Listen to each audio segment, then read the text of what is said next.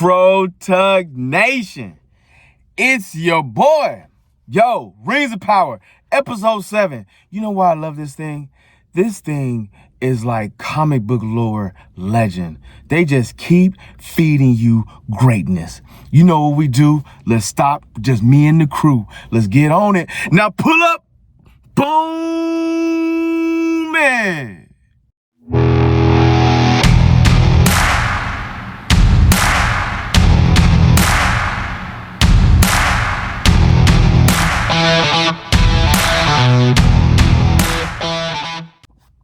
What up, fam? It's your boy T3, Afro Tug Nation.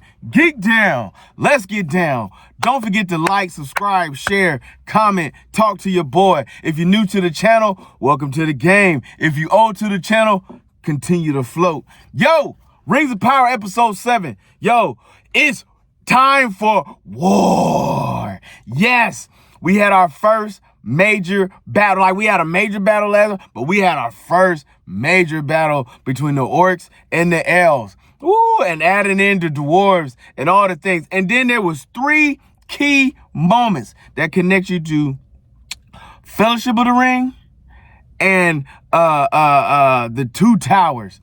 Bruh, homie, let's get this popping. You know what I'm saying? So your man Sauron has the Ringmaker up in the tower, thinking all is rosy, drinking coffee, sipping on his tea, making the rings, thinking life is good. But he noticed there's a glitch. He sees this mouse. He's trying to figure out what is wrong. Something don't feel right. Something ain't right. Sauron is in his mind. Once you let Sauron in, bro, this man can manipulate many things. The Deceiver. Yo, it got real in the field in this moment.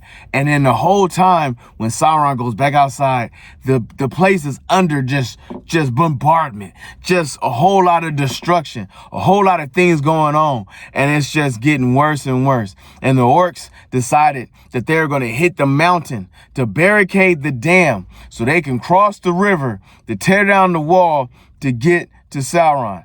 My man, it's about to go down on this place. And then all of a sudden, in the midst of all of this, wait, before we even get to that, can we talk about how Sauron, through old girl, had the man when he finally figured out that Sauron had his mind tricked and manipulated, and he was like, who are you really? And all the rest of this stuff.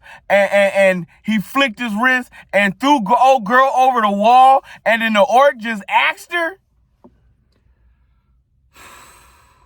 Homie, all this is within 20 minutes. Then you find out that the man has been making the rings with the blood of Sauron. This takes you to why the ring wraiths are so powerful, so influential, because they literally are made with the blood of Sauron, not Mithril. Let's look at all the rings for a second. We jumping all over the place. Just bear with your boy for a second.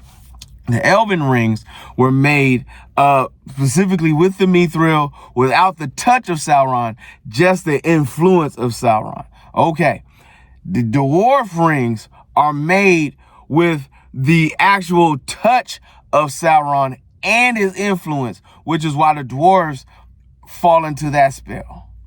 Mankind's rings are made with the blood of Sauron, taking them into these eternal darkness. We go from mediocre to oh man. You know what I'm saying? Which is showing you the 3 levels in which how the rings influence all elements of the world.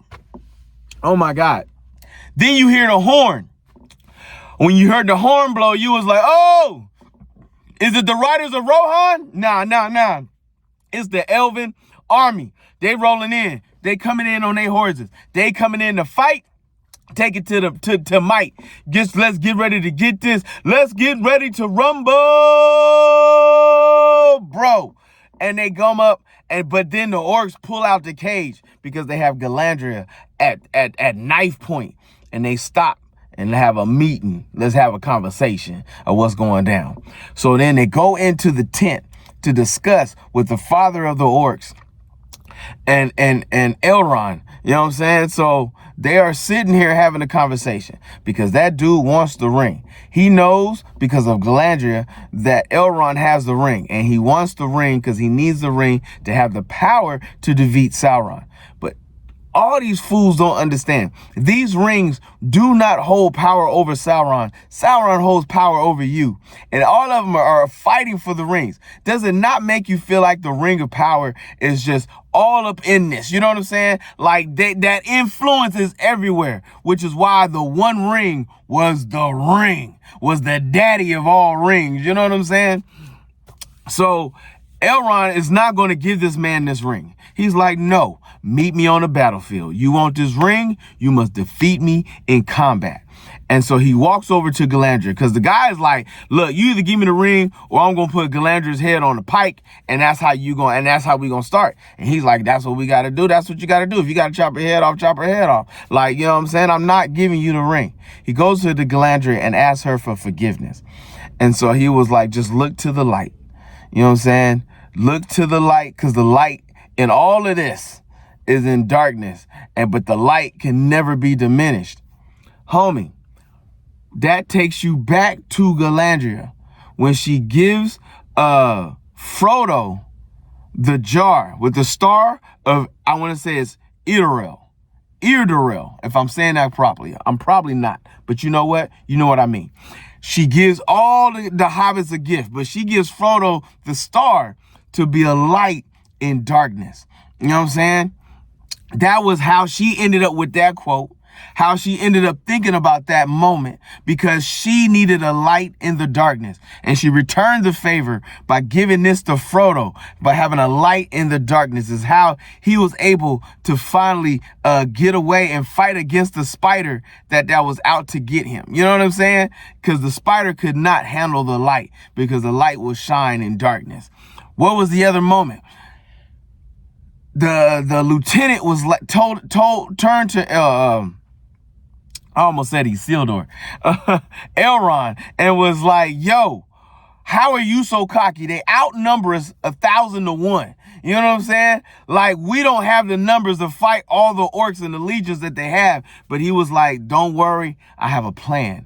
When first light breaks, look to the east, because I have gone and got the dwarves. I've enlisted the help of the dwarves, and the dwarves will break light, and they will be here and take them at their flank. And at that, we will win the battle. We will win the fight. That takes you back to the Two Towers. Because what did Gandalf do? Gandalf, in the middle of the fight, when they were fighting with the mighty hands of Rohan, fighting for their kingdom, and the orcs are standing at the gates, Gandalf told his men, told the elves, told the dwarves, told the rider, told the ranger, look to the east at first light. Because at first light, I'm coming. I'm coming with backup. I got your back. And what happened? When the sun rose and they looked to the east and Gandalf's staff was shining in the light and he was riding in with the riders of Rohan coming into battle. Woo! Boy, I got emotional. Can you hear the teardrops in my voice? Bruh. But unlike that moment, your boy did not get that moment in the Rings of Power. The dwarves did not come. Dwarves did not show, which is where part of the division falls between the elves and the dwarves, because the dwarves, the young man who was trying to fight his father because his father was influenced by the ring, had broken through the lines, had gone down to continue digging into the pit. And he knew if he took his kingdom, if he took the warriors, if he took these folks to fight, that the mountain was going to fall, because they was going to unleash Balrog. Balrog was there, and they were trying to keep him sealed in.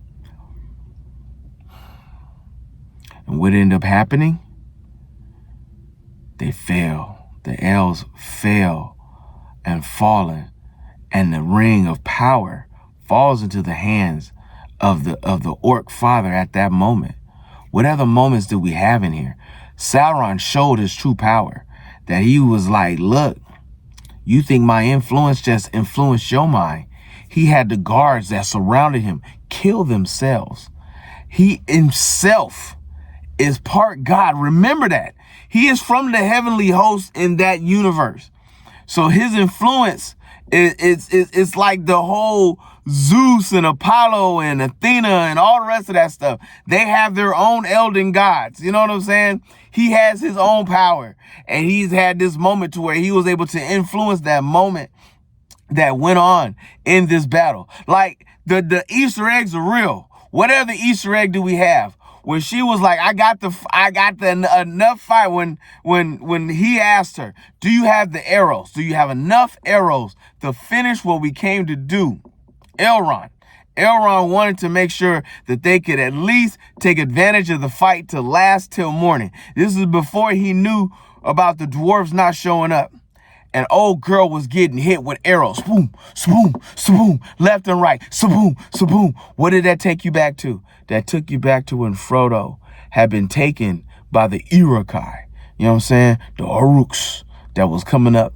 And that and his two kin brothers was left behind. And the one man that was left to defend the little hobbits took all those arrows to the chest. You know what I'm saying? To still fight. My man he took 3 to the chest and was still fighting. Took 1 to the gut and was still fighting. Yo, my man died like an OG gangster. And old girl did the same. As she's taking the arrows from the orc, she reaches back, shoots the arrow, creates the explosion, gives them a moment. But just like he failed in protecting the hobbits from the Uruk-hai, she failed in protecting the elves against the orc, because Elrond fell before the hands of the orc father, and the orc father now has the ring of power in his hands. Episode 7. 8. I don't know if I'm ready. I don't know if I can handle it. I don't know if I can do what I do. But you know he is gonna do it. My man. Look, I know we jumped all over the place, and I'm trying to keep it together long enough because this episode, it was so exciting to watch and see. I'm trying to keep my emotions in check because there's so many pieces and parts and everything else. Episode 8 is about to go down. So your mans was chilling out yesterday and came across this fabulous news.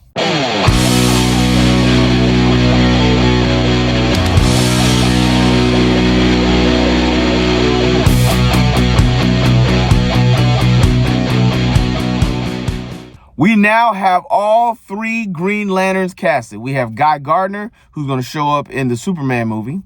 We have Hal Jordan, who's going to show up in the Green Lantern TV show. And we have John Stewart, the newest of the Green Lantern Corps that became part of the Justice League. So we have quite a few things that's coming up with the DC universe, with all the things that was happening bad with the Joker and the second movie and the disgust that is happening in the universe. DC was like, let's give you some good news. Let's give you something to hold on to. So James Gunn has his Green Lantern Corps. The TV show will commence on HBO Max. One of the Green Lanterns will show in 2025 for the Superman universe. I believe the Green Lantern show is not set until 2026. The whole tie-in, Hal Jordan is not scheduled to be a part of the movies.